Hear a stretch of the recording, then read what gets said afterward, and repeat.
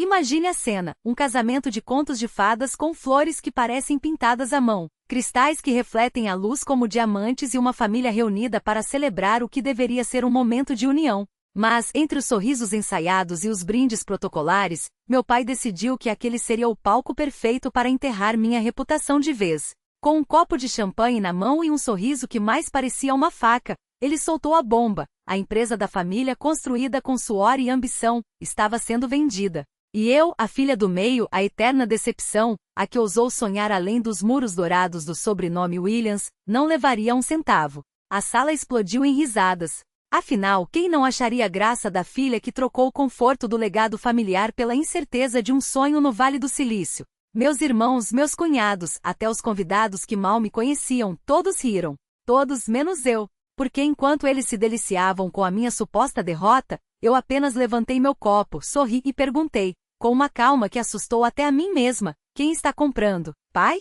Ele respondeu com orgulho, como se estivesse fechando o melhor negócio da vida, Everest Holdings. 50 milhões, à vista. Foi então que me levantei, com a postura de quem já havia vencido a batalha antes mesmo de ela começar. Pois então deixe-me parabenizar a mim mesma, disse, olhando nos olhos de cada um daquele salão. Porque a Everest Holdings sou eu. O silêncio que se seguiu foi tão denso que dava para cortar com uma faca. Os garfos pararam no ar. Os sorrisos congelaram. Meu pai, pela primeira vez na vida, parecia perdido, como se o chão tivesse sumido debaixo dos seus pés caríssimos. Minha mãe, sempre tão composta, parecia ter esquecido como respirar. Minha irmã, a noiva radiante, me encarava como se eu fosse um fantasma do passado que ela jurava ter enterrado. E minha irmã mais velha? Bem, pela primeira vez, ela não tinha um comentário ácido na ponta da língua. Aqueles segundos de silêncio valeram mais do que qualquer herança. Porque não era sobre dinheiro. Nunca foi. Era sobre o momento em que você olha para quem sempre te subestimou e prova que eles não apenas erraram sobre você, eles nem sequer te conheciam.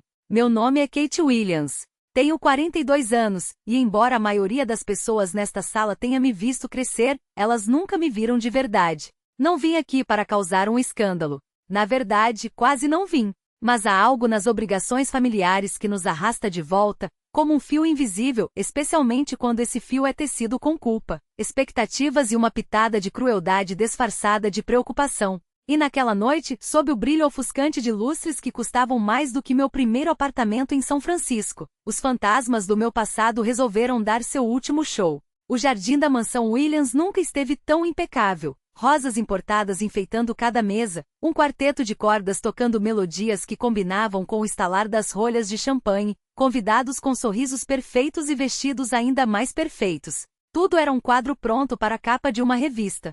Menos eu. Cheguei sozinha, não por falta de opções, mas porque as relações que sobreviveriam a uma noite dessas são raras. Usei um vestido azul marinho, elegante e discreto, nada que gritasse por atenção, embora soubesse que naquele ambiente, até a sombra de uma pessoa poderia ser usada como arma. Assim que entrei no salão, os olhares se viraram, não por admiração, mas por uma curiosidade mórbida. Sussurros me seguiram como uma trilha sonora indesejada. Um cumprimento aqui, um sorriso forçado ali. Uma organizadora do evento, com um clipboard na mão e um sorriso tão ensaiado quanto o cardápio, me guiou até meu lugar, uma mesa no canto mais distante, onde eu poderia ver meu pai, mas não ouvir suas palavras. Não era coincidência. Era um recado. Chloe, minha irmã caçula, estava no centro de tudo, radiante em seu vestido de grife, abraçada ao marido, cujos pais eu reconhecia das fotos do clube de campo. Meu pai, Charles Williams, erguido como um monumento à sua própria grandeza, irradiava orgulho. Minha mãe, Eleanor, estava ao seu lado, com uma expressão tão neutra que poderia ser confundida com indiferença. Madison, minha irmã mais velha, toda pérolas e desprezo, me lançou um olhar que poderia congelar lava. Fazia uma década que não estávamos no mesmo espaço, e o tempo não havia amenizado nada. O jantar passou em um silêncio constrangedor. Os brindes começaram previsíveis e cheios de clichês. Risadas ecoavam como bolhas de champanhe estourando no ar até que meu pai se levantou. Quando Charles Williams falava, o mundo parava para ouvir. Afinal, era assim que ele havia transformado uma pequena oficina de eletrônicos no interior dos Estados Unidos em um império de milhões. Obrigado a todos por estarem aqui, começou com uma voz que preenchia o salão como um comando. Hoje não celebramos apenas o amor, mas a continuidade de um legado. Chloe e Kylie, o futuro desta família está em vocês. Uma pausa dramática. Todos se inclinaram para a frente. E falando em futuro, continuou, acabamos de fechar a venda da Manuel Tech. 50 milhões. Está feito. Murmúrios de aprovação encheram o ar, palmas, sorrisos, olhares de admiração. Até que ele virou-se para mim, como se estivesse prestes a dar o golpe final. Quanto à herança, Chloe, Kylie, Madison, todos estão seguros. Mas você, Kate, disse, como se meu nome fosse um peso na língua, não leva a nada. A sala inteira riu. Minha mãe desviou o olhar. Madison sorriu, satisfeita. Chloe evitou meus olhos. Mas eu apenas me levantei, com uma calma que só quem já foi queimada pelas expectativas alheias pode ter. Pai, perguntei, com uma voz que não tremia, quem está comprando a Manuel Tech? Ele riu confiante. Everest Holdings, uma empresa do Vale do Silício. Fecharam o negócio hoje de manhã. Assenti, levantei meu copo e deixei a bomba explodir. Nesse caso, parabéns, para mim. O mundo parou. O ar ficou pesado. Meu pai me encarou como se eu tivesse falado em uma língua que ele não entendia. Eu sou a Everest Holdings, completei, sem pressa, saboreando cada palavra. Ninguém se mexeu. A música havia parado, embora eu não soubesse dizer quando. Minha mãe parecia ter visto um fantasma. Chloe me olhava como se eu fosse uma versão distorcida dela mesma. Madison, pela primeira vez na vida, parecia sem palavras. E meu pai? Seu maxilar estava tão tenso que pensei que fosse quebrar. Vi algo em seus olhos que nunca tinha visto antes. Medo. Voltei a sentar devagar, sem pressa. Meu copo não tremia. Que eles digiram aquilo. Que tentassem entender como a filha que eles apagaram da história havia voltado não para pedir um lugar à mesa, mas para comprar a mesa inteira, e tudo o que havia sobre ela. Aquele silêncio que se seguiu foi a minha maior vitória. Não precisei de aplausos. Não precisei de reconhecimento. Porque no fundo eu nunca tinha precisado deles tanto quanto achava. Crescer como uma Williams era como viver em um palco. Tudo brilhava por fora, mas por trás das cortinas, as rachaduras eram profundas. Mas naquela noite as rachaduras se tornaram a minha fundação. E o legado que eles pensavam ter me negado, eu havia reconstruído com minhas próprias mãos. Não como eles queriam. Melhor do que eles jamais imaginaram. Na superfície, a família Williams era um jogo de xadrez silencioso. Cada peça tinha seu lugar, cada movimento era calculado. Madison, a primogênita, encarnava o ideal de sucesso dos meus pais, rainhas de beleza com diplomas em finanças. O marido cujo sobrenome abria portas antes mesmo que ela precisasse bater. Chloe, a caçula, era doçura em forma de pessoa. Cachos loiros, olhos de porcelana, uma voz que derretia até o mais frio dos corações. Ela podia esquecer compromissos, destruir o carro da família ou chegar bêbada a um jantar de gala, e ainda assim recebia um sorriso indulgente. Essa Chloe. Como se seus erros fossem apenas mais um charme a ser admirado. E então havia eu. Não era graciosa. Não era dócil. Não sabia calar quando devia, nem sorrir quando ordenavam. Fazia perguntas demais à mesa de jantar. Sobre números, sobre lógica, sobre o porquê de coisas que ninguém mais questionava. Mas eu era brilhante. Aos 10 anos, ensinava cálculo para alunos do ensino médio. Aos 14, escrevia algoritmos que anos depois, seriam estudados em salas de aula de Stanford. Minha mente era minha espada, e eu achava que ela me salvaria. Até descobrir que, para eles, uma espada só servia se fosse empunhada por mãos que soubessem dançar. Aos 16, criei um protótipo de software de rastreamento de inventário que poderia ter economizado milhões a Manuel Tech em trabalho manual. Levei-o ao escritório do meu pai certa noite, as mãos trêmulas não de nervosismo, mas de uma esperança tão frágil que doía. Impressões do interface, simulações rodando, linhas de código que eu havia depurado até a exaustão. Ele nem levantou os olhos do uísque. Kate disse, como se meu nome fosse um peso na língua, não confunda seus passatempos com negócios de verdade. E não pense que alguns diplomas vão fazer de você algo mais valioso que suas irmãs. A vida não é sobre ser a mais inteligente da sala. É sobre ser a mais útil. Fechou o assunto com um gole seco. Francamente não vejo onde você se encaixa. Anuí. Engoli o veneno. Agradeci pela opinião, só quando a porta se fechou atrás de mim é que deixei as páginas da simulação se rasgarem entre meus dedos, uma a uma, como pétalas de uma flor que nunca deveria ter florescido. Eleanor. Minha mãe era uma estátua de mármore, elegante, fria, intocável. Nunca gritava. Nunca discutia.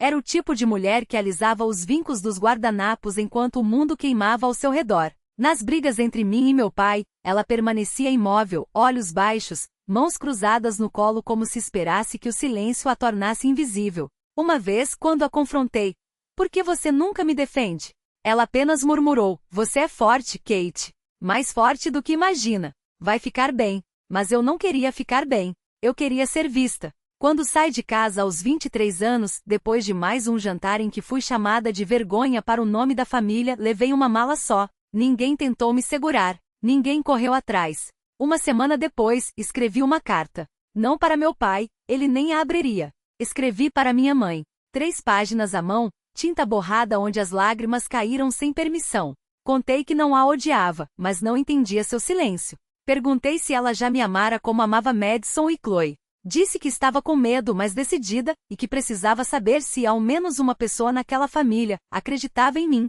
Nunca recebi resposta. Anos depois, durante uma aquisição de negócios, tive que mergulhar nos arquivos antigos da Manuel para a due diligence. Foi então que encontrei um envelope interno marcado privado com a letra impecável de minha mãe. Selado, depois rasgado. Dentro minha carta amassada e intocada. Um post-it amarelo colado na frente. Kame. Ela não apenas me ignorou. Ela quis apagar minhas palavras como se fossem cinzas perigosas. Foi ali que entendi, não havia perdido uma família. Havia perdido a ilusão de ter tido uma. Eles não me deixaram um lugar à mesa porque eu nunca fiz parte do script. Era uma peça sobressalente, um nome de reserva, uma nota de rodapé na epopeia do sucesso deles. Então reescrevi minha história. Parei de pedir para ser vista e comecei a construir algo tão impossível de ignorar que eles teriam que olhar. Transformei minha raiva em código, minha dor em estratégia, minha solidão em um império. Não por vingança, não no início, mas porque era o único lugar onde eu ditava as regras, onde ninguém poderia roubar o crédito do que minhas mãos haviam criado. E agora, enquanto permanecia naquele salão de casamentos, com os olhos do meu pai procurando nos meus algum sinal de rendição, não lhe dei nenhum. Afinal, ele mesmo me ensinou, não se explica para quem já decidiu que você não pertence. Basta deixá-los assistir. Mas o verdadeiro golpe não foi o silêncio. Não foi a carta não respondida, nem as palavras do meu pai reduzidas a ruído. Foi a encenação pública da minha exclusão.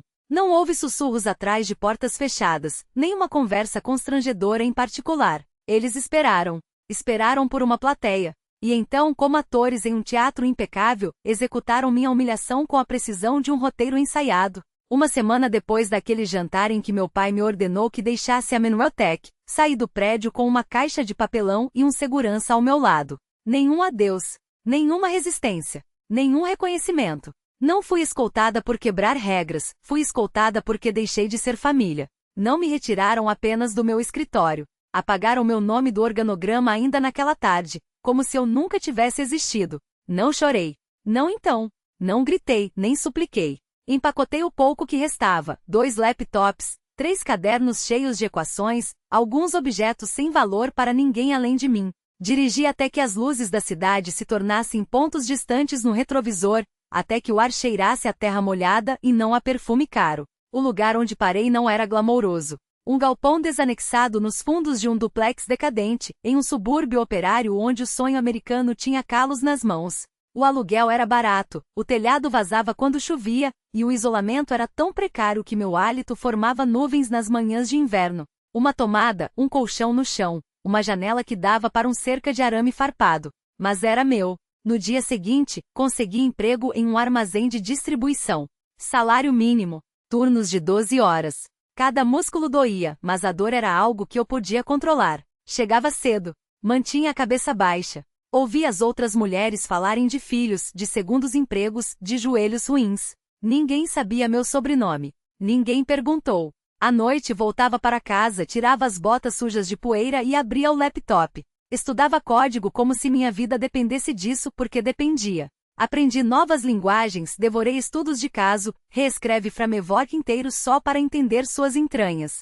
Sobrevivi à base de macarrão instantâneo e café preto. O aquecedor quebrou 2 vezes naquele inverno. Na terceira, construí um aparelho portátil com peças de sucata só para não congelar. 3 meses depois, lancei as bases de uma plataforma. Nada glamuroso. Nada feito para viralizar. Algo que a Manuel Systems jamais conseguiu ser, funcional. Um sistema de rastreamento de cadeias de suprimento em tempo real, com algoritmos preditivos tão precisos que faziam os concorrentes parecerem brinquedos de criança. Comecei a apresentá-lo para investidores. Não riram. Também não ouviram. Um venture capitalist disse que eu tinha um rosto forte para uma mulher em logística, mas faltava carisma para liderar. Outro perguntou se eu tinha um cofundador homem que pudesse explicar melhor o pitch. 5 firmas me ignoraram em uma semana. Depois veio o golpista. Um homem que prometeu capital semente em troca de equity, assinou papéis, sorriu para fotos e sumiu assim que o primeiro servidor foi ao ar. Perdi tudo que havia juntado. Meses de código. Semanas de preparação. Minha conta bancária ficou no vermelho, e o vazio no estômago era menos doloroso que a certeza de que mais uma vez eu não era útil o suficiente. A noite em que minha conta bancária atingiu o saldo negativo, fiquei diante do espelho do banheiro, os dedos cravados na borda da pia como se fossem a única coisa que me impedia de desabar. Meu reflexo era um espectro, olheiras fundas, bochechas ocas, uma cicatriz prateada no pulso, vestígio de um acidente com solda anos antes. Quando ainda acreditava que o suor poderia me comprar um lugar no mundo, não havia raiva naquele rosto, não havia derrota. Havia apenas o vazio de quem já havia sido apagada tantas vezes que nem a própria sombra reconhecia mais. Foi então que sussurrei as palavras, sem gritar, sem chorar, com uma frialdade que nem eu mesma sabia que existia em mim. Vou reconstruir isso. E desta vez ninguém vai me parar. Não foi uma promessa. Foi um veredito. Naquela noite, tudo mudou. Comecei do zero. Não do zero delas, aquele zero condescendente que te oferecem com um sorriso enquanto roubam suas ideias. Do zero meu. O que resta quando você já perdeu tudo, inclusive a ilusão de que alguém vai te estender a mão. Reescreve cada linha de código. Não para consertar, mas para aperfeiçoar. Desta vez, não era um protótipo desesperado. Era uma máquina de guerra. Mais enxuta. Mais rápida. Mais letal. Parei de pedir permissão. Parei de enviar e-mails para homens que liam meus pitches como se fossem spam. Em vez disso, criei minhas próprias empresas fantasma, registrei domínios com nomes genéricos, terceirizei o que não podia fazer sozinha. Cada real que ganhava no armazém, agora dobrando turnos, carregando caixas até os dedos sangrarem, era reinvestido. Dormia 4 horas por noite quando dormia. Mas não estava exausta. Estava afiada. Porque há um momento quando você bate no fundo com força suficiente, em que para de olhar para cima esperando uma mão estendida. Você começa a cavar para baixo. E constrói seus próprios alicerces. Eles tinham me tirado tudo, meu nome, meu lugar, minha dignidade. Cometeram apenas um erro. Subestimaram o que uma criança invisível pode se tornar quando ninguém está olhando. Não foi de uma hora para outra. Vingança, a verdadeira vingança, não vem com fogos de artifício. Não é um grito. É uma névoa que se infiltra devagar, silenciosa, até que você acorda e não reconhece mais o terreno debaixo dos seus pés. Foi assim que nasceu a Everest Holdings. Sem alarde. Sem entrevistas. Sem o meu rosto estampado em capas de revista. Apenas um nome, Elisa Stone, registrado através de uma holding em Delaware, com um rastro de papel tão impecável que nem a Receita Federal encontraria Kate Williams enterrada sob ele. Elisa soava como uma lâmina. Stone era o que eu havia me tornado, imóvel, fria, intocável. Meu primeiro contrato não foi com um desenvolvedor, foi com um advogado, o tipo que não faz perguntas, apenas protege identidades, esconde ativos e estrutura aquisições de alto risco. Ele nunca soube quem eu era. Não era pago para saber. Era pago para garantir que Elisa Stone existisse apenas no papel, e nos contratos que começavam a se acumular. A Everest não anunciou sua chegada com coletivas de imprensa. Ela se infiltrou. Comecei pelo que meu pai chamaria de a entranha do sistema, galpões esquecidos, linhas de transporte obsoleta, fábricas de embalagens que ninguém notava, até que paravam de funcionar. Conheci as fraquezas da Monroe Tech porque havia vivido dentro delas. Vi como seus sistemas de compras eram lentos, como sua tecnologia engasgava com atualizações. Então, comecei a comprar seus fornecedores. Não de uma vez. Não diretamente. Pequenas participações através de braços de investimento de terceira linha, depois o controle acionário. Substituí sistemas ultrapassados pela Everest Innovation Suite, automação, rastreamento preditivo, integração perfeita. Tudo com o meu selo. Nada com o meu nome. A Monroe não percebeu. Se notaram algo foi alívio. Custos caíram, prazos melhoraram, executivos se parabenizaram por parcerias estratégicas. Sem jamais suspeitar que estavam se tornando dependentes de mim. Quando já controlava 3 dos 5 principais hubs de distribuição deles, comecei a subir. Software corporativo. Cibersegurança. Logística avançada. Não queria ser a queridinha do Vale do Silício. Queria alavancagem. Queria estar no lugar onde as decisões eram tomadas antes mesmo que a Manuel soubesse que havia uma decisão a ser feita. O teste real veio quando levei a Everest Systems para um cliente Fortune 100 que a Manuel cortejava há anos. Assinaram comigo em 36 horas. Aquele contrato sozinho colocou a Everest no mapa, não nas manchetes, mas nas atas confidenciais de cada diretor de operações da região. E ainda assim, ninguém sabia que era eu. Nem os tubarões dos conselhos com quem negociava. Nem os antigos mentores que ignoraram meus e-mails anos antes. Nem mesmo os blogs de tecnologia que especulavam se Elisa Stone era real ou apenas uma fachada para um fundo de private equity. Eu preferia assim. O anonimato me dava um poder que Kate Williams nunca teve. Kate era interrompida. Kate pedia respeito e recebia risadas. Mas Elisa? Elisa não pedia. Elisa assinava contratos. Elisa encerrava negociações.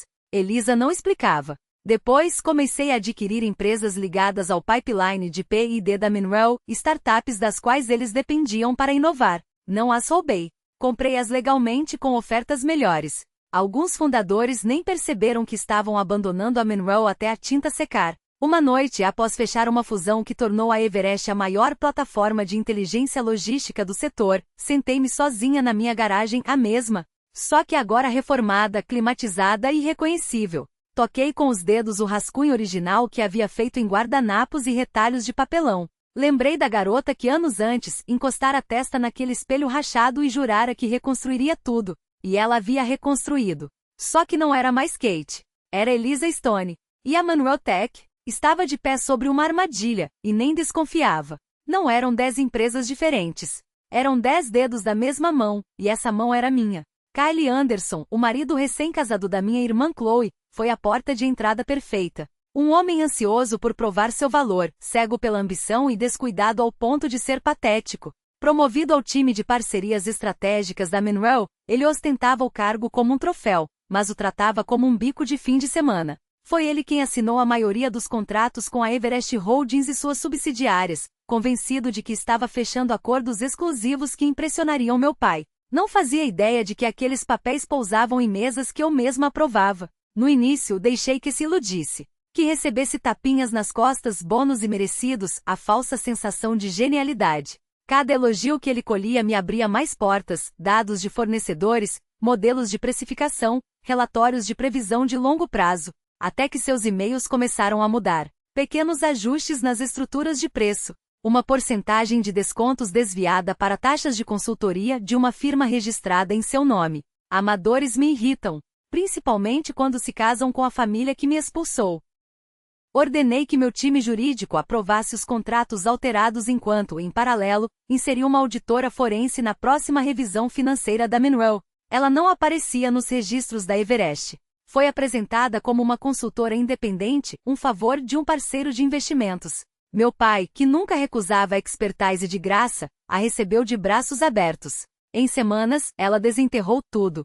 Kyle desviava dinheiro de múltiplos contratos. Pagamentos redirecionados para uma conta em Bize, camuflada atrás de empresas fantasma registradas no nome de um amigo de faculdade. A auditora compilou um dossiê de 97 páginas, logs de transações, memorandos internos, notas fiscais falsificadas. Guardei-o na gaveta. Não se joga a melhor carta no meio do jogo. Espere. Observe. Garanta que quando ela cair, incinere tudo ao seu redor. Em vez de agir, continuei alimentando sua ganância. Mais contratos exclusivos. Mais taxas de consultoria, quis que o rastro de papel fosse inegável. Quis que meu pai visse com clareza cirúrgica o homem que escolheu para sua filha caçula, o mesmo que brindava em cada jantar, em quem depositava a confiança pelo futuro da Manuel. Cada assinatura de Kyle era um prego no caixão. E cada prego ele mesmo martelava. Com o tempo, a Manuel Tech passou a depender cada vez mais da Everest para se manter competitiva.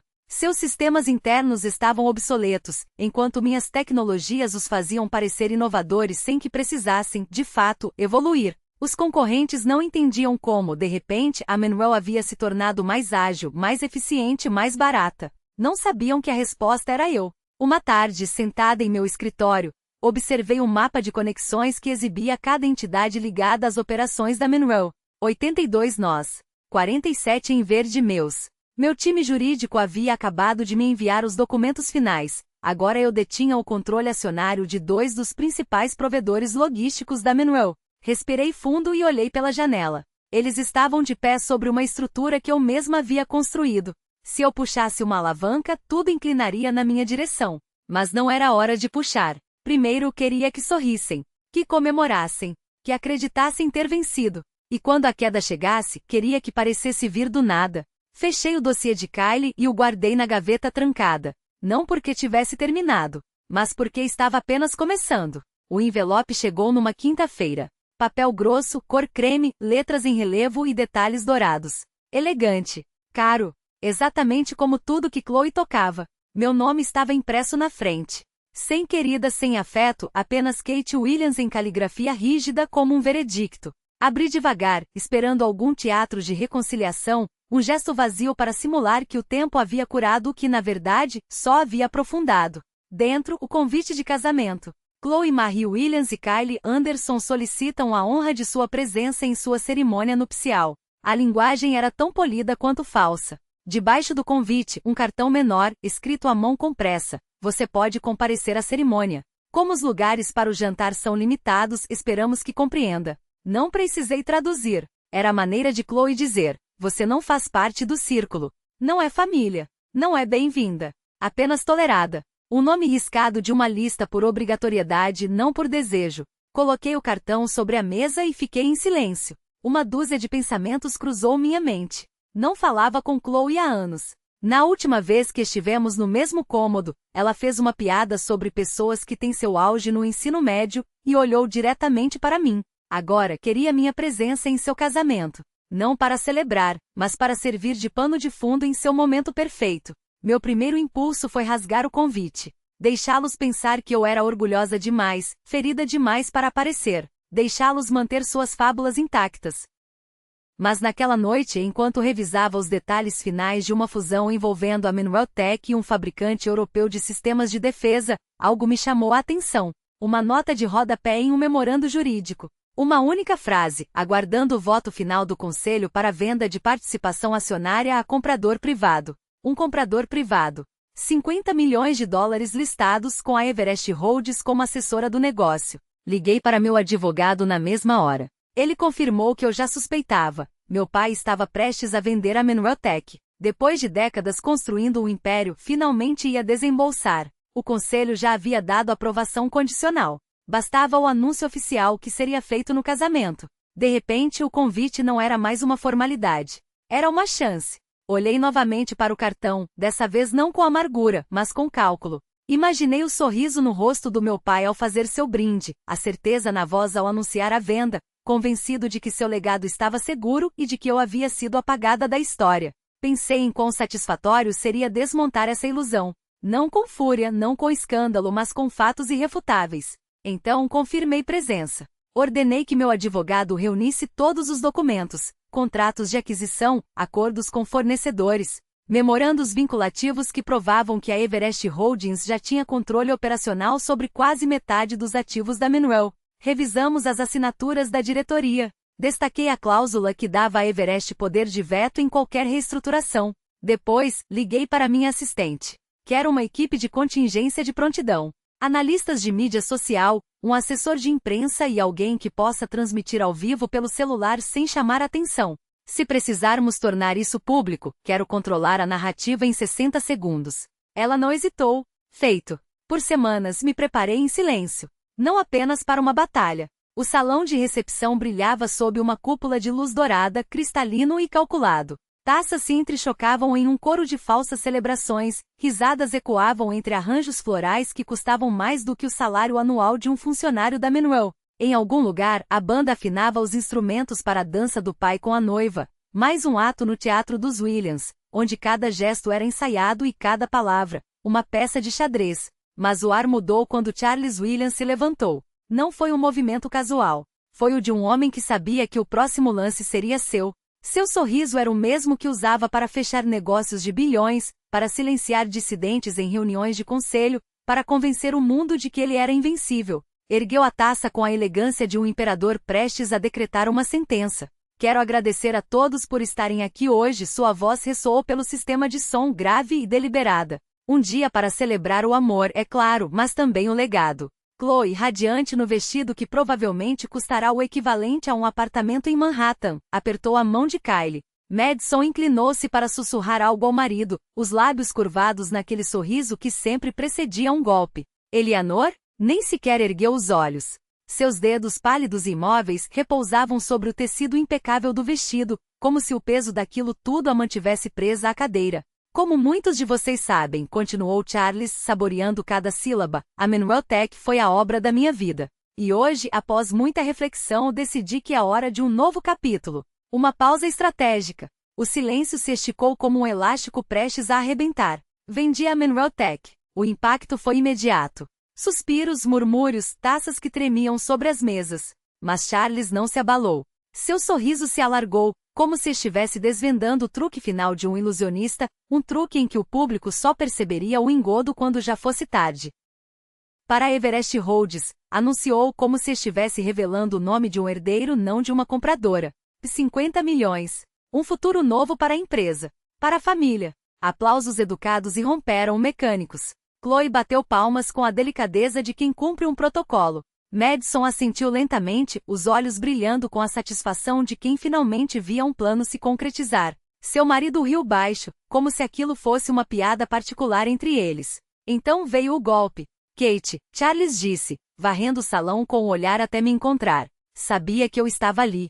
Sempre soube. Acho melhor deixar claro. Você não receberá nada. O silêncio que se seguiu foi tão denso que dava para cortar com a faca de prata ao lado do meu prato. Nem um centavo. Nem uma ação, nem mesmo o reconhecimento de que eu existia além daqueles muros. Não foi por maldade, continuou, a voz cirúrgica precisa. Foi por clareza. Você escolheu seu caminho. Nós escolhemos o nosso. Consideremos isso encerrado. Levantei-me. Devagar. Sem pressa. Como quem sabe que o próximo movimento será o último que o oponente verá antes do checkmate. Meu guardanapo deslizou da mesa, caindo no chão como um sinal de que as regras do jogo haviam mudado. Entendo, disse a voz baixa, mas carregada de algo que fez o ar vibrar. Você disse que vendeu a Manuel Tech para a Everest Holdings.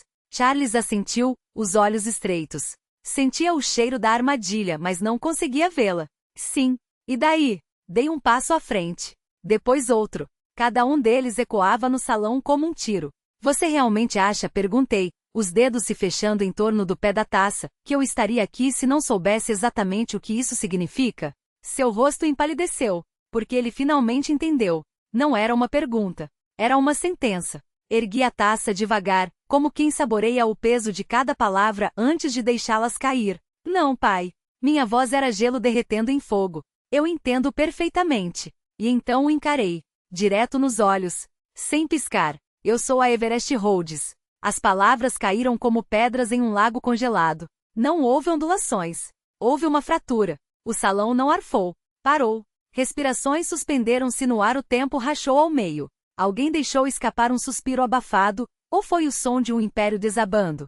Depois vieram os murmúrios. Depois, o caos. O rosto de Chloe esbranquiçou como mármore. Madison deixou a taça escorregar dos dedos. O cristal estilhaçou-se no chão como o orgulho de Charles. Eleanor fechou os olhos, mas não baixou a cabeça. Não dessa vez. Ele piscou. Uma vez. Duas. E o que você disse? Repeti. Mais alto. Cada sílaba um martelo. Acaba de vender sua empresa inteira para mim. Não.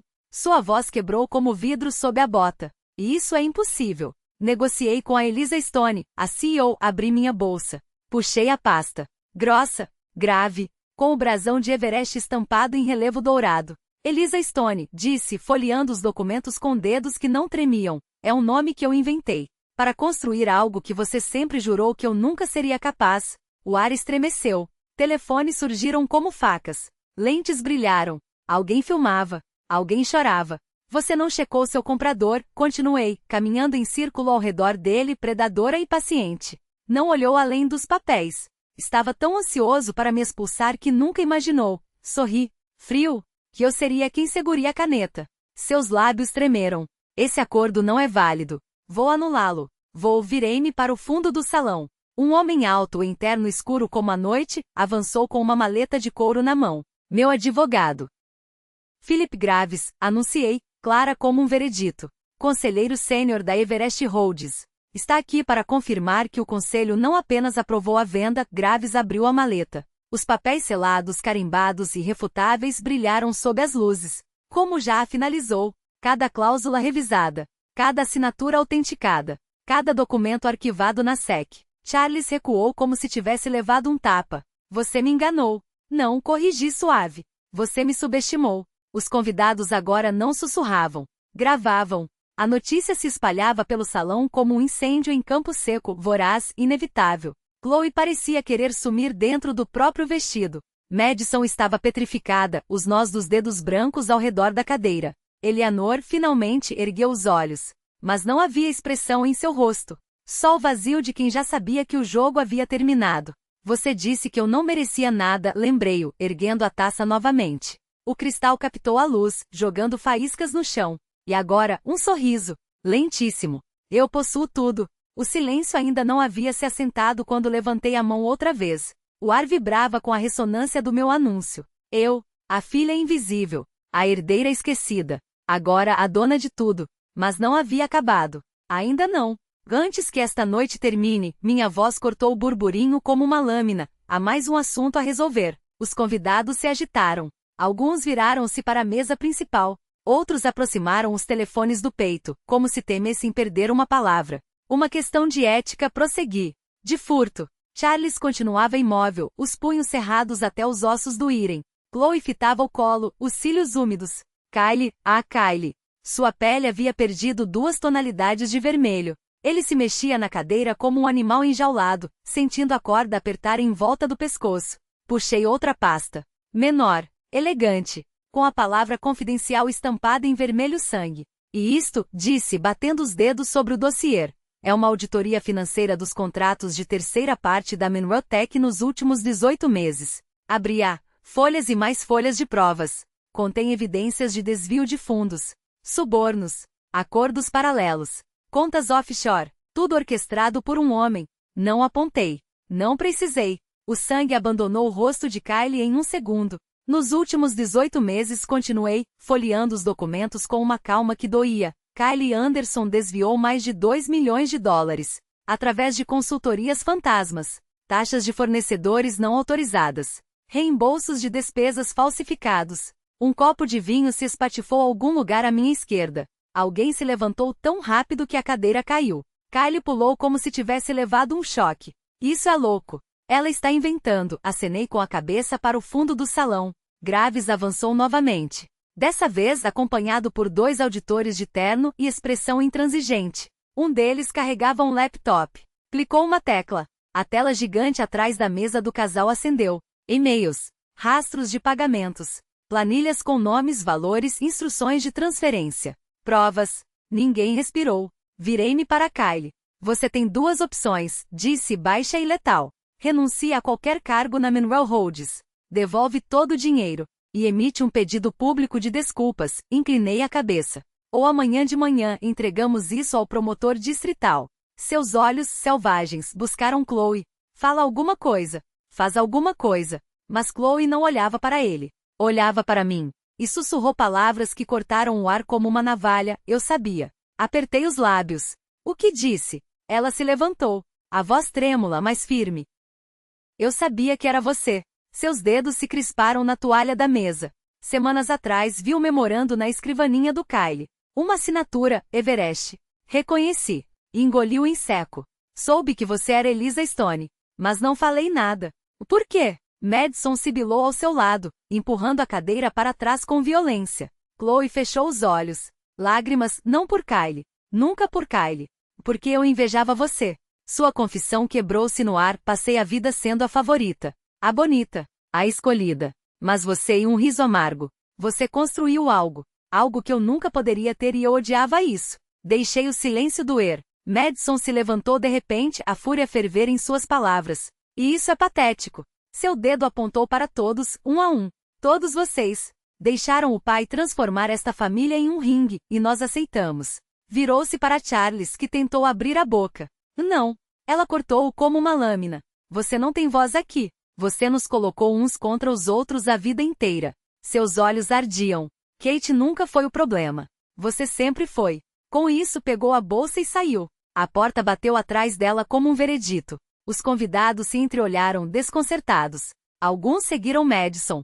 Outros permaneceram rígidos, sem saber se deviam aplaudir ou fugir. Chloe olhou para Kyle uma última vez. Acabou. Ele tentou falar, mas suas palavras se afogaram no vazio. Ninguém o ouvia mais.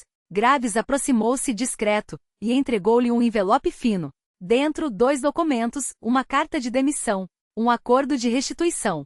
As mãos de Kyle tremiam ao pegá-lo. Eu não o denunciei à polícia. Não por clemência, mas porque a punição já o consumia. Perdia o dinheiro, o poder, a fachada. E acima de tudo, ela.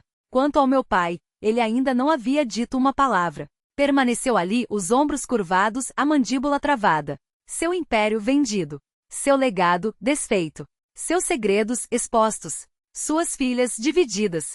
Seu controle esfacelado. Não gritei. Não me regozijei. Apenas me virei para ele e disse, calma como a maré antes da tempestade. Você me ensinou a ganhar. E um suspiro. Só nunca me ensinou o que fazer. Quando eu vencesse. Então voltei para minha mesa. E me sentei. Não como convidada. Não como a filha esquecida. Como a mulher que eles não podiam mais ignorar. Deveria ter sabido que a guerra não havia terminado. O salão ainda tremia com o desmoronamento de Kyle, com a confissão de Chloe, com a saída teatral de Madison. Mas enquanto eu me acomodava na cadeira, o champanhe morno queimando a garganta sentiu um aperto no estômago. Não o triunfo, algo mais antigo. Mais afiado. Instinto. Algo estava errado. Horas depois, em minha suíte no hotel, abri o laptop e revisei cada linha dos registros da transação. Cada contrato. Cada assinatura. Cada emenda da aquisição Everest Mineral. O acordo era prova de balas. Ou assim parecia. Até que o encontrei. Enterrado em uma pasta digital, camuflado entre rascunhos descartados, havia um projeto não assinado. Com o cabeçalho da Everest Holdings. Uma cláusula revisada no acordo de governança. À primeira vista, jurista comum passaria batido. Mas eu sabia ler entre as linhas. Restrição condicional de voto. Em caso de conflito no conselho iniciado por qualquer diretor com mais de 40% dos ativos, o direito a voto seria suspenso até a arbitragem. Em outras palavras, se eu, que o nome dela não abria portas, que o sangue não garantia nada. A memória ainda queimava, mas não doía mais como antes. Agora, o silêncio era diferente. Não era o vazio de quem foi abandonado, mas o espaço de quem escolheu ficar. Não havia eco de vozes que a menosprezavam. Apenas o som do seu próprio respiro, firme, controlado, dono de cada centímetro daquele império que ela havia conquistado. Ela passou os dedos pela borda do copo de uísque, um hábito que herdara do avô, o único Manuel que jamais duvidara dela. O líquido âmbar refletia a luz do entardecer, dançando como promessas não cumpridas. Mas Kate não bebeu. Não hoje. Hoje ela queria a clareza crua, sem o amortecimento do álcool, sem a desculpa de que o passado poderia ser embaçado. Porque o passado não era mais uma sombra. Era uma lição. E lições, ela aprenderá, não se apagam. Elas se transformam em armas. O telefone sobre a mesa vibrou uma única vez. Não era uma chamada, era uma notificação do sistema de segurança. Alguém havia acessado os arquivos restritos da Manueltech. Não um invasor. Alguém com credenciais. Ela sorriu. Claro que sim. Abriu o laptop e digitou o comando com os dedos que já não tremiam. A tela iluminou o rosto de Lena Foster, capturado pela câmera de segurança do Data Center em Zurique, às 3h17 da manhã. Os olhos da mulher estavam inchados, as mãos apertando um tablet como se fosse um salva-vidas. Ao lado dela, um advogado que Kate reconheceu, especialista em litígios corporativos, o tipo que só aparecia quando alguém estava desesperado para reescrever a história. Kate ampliou a imagem. Lena não estava roubando dados. Estava apagando rastros. E fazendo isso mal de mais tarde para corrigir os metadados, Lena. De mais tarde para fingir que aquele memo nunca existiu. De mais tarde para convencer o conselho de que você não tentou me enterrar antes mesmo de eu assumir o controle. Ela fechou o laptop com um estalo seco. Não havia raiva. Não mais. Só uma certeza gelada. Algumas pessoas nunca aprendem que quando você cavou sua própria cova, o mínimo que pode fazer é ter a decência de cair nela sozinha. Kate pegou o telefone e descou um número de memória.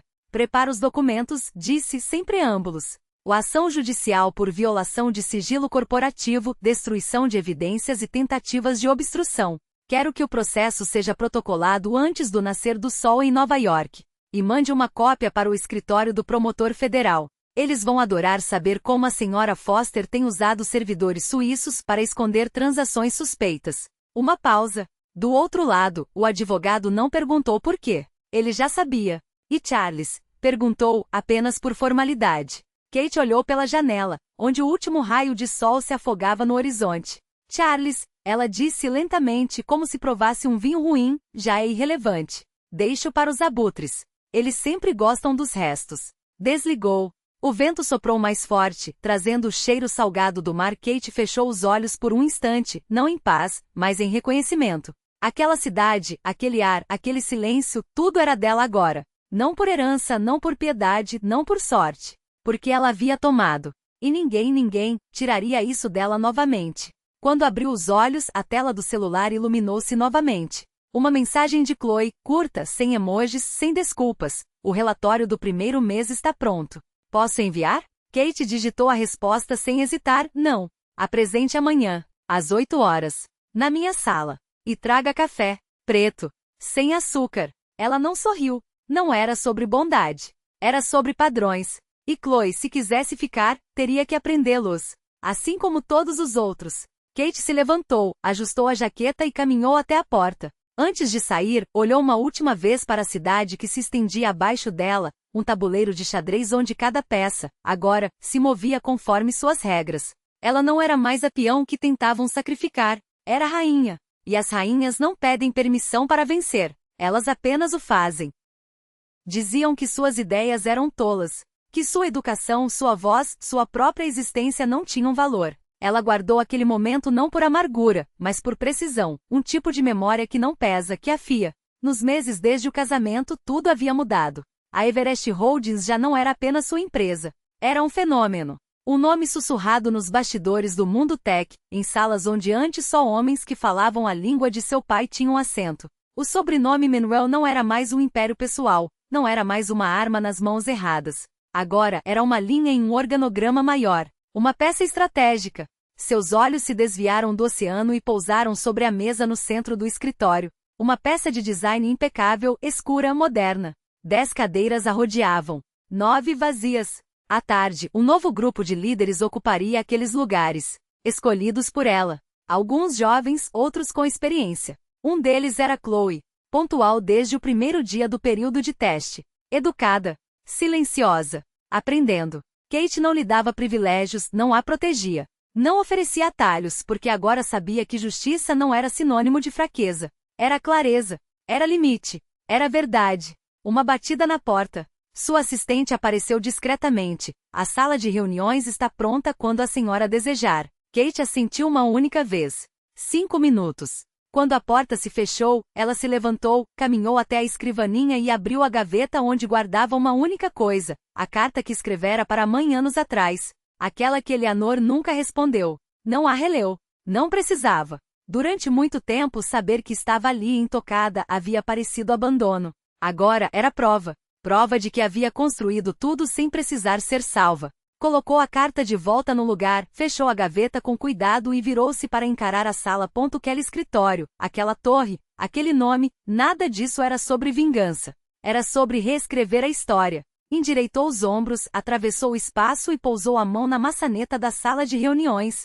Parou. Não por dúvida, mas para lembrar. Lembrar da menina que se sentava à mesa das crianças enquanto os irmãos brindavam com o pai. Lembrar do lugar no corredor, na festa de noivado de Chloe. Lembrar de cada vez que disseram que ela não era suficiente. Abriu a porta. Um a um, os membros da equipe se levantaram ao vê-la entrar. Não por medo. Não por obrigação. Por respeito conquistado. Kate ocupou seu lugar à cabeça da mesa. Não precisava mais de validação. Não precisava que pedissem desculpas.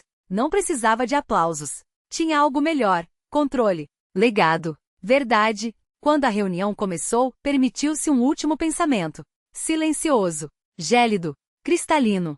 Não vim aqui por vingança. Vim para ocupar o lugar que me negaram. E esta não é uma história sobre rancor. É sobre recuperar o que foi roubado.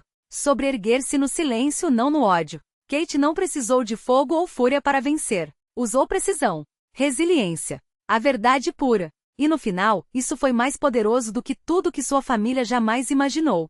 Quantos de nós já fomos ignorados, subestimados, deixados de lado por aqueles que deveriam nos elevar? Esta história é para cada lutador silencioso, para quem já ouviu que não era suficiente, para quem ficou à margem enquanto outros ocupavam o centro. Se estas palavras ressoaram em você, se fizeram você se sentir visto, justificado, ou simplesmente mais forte, queremos saber.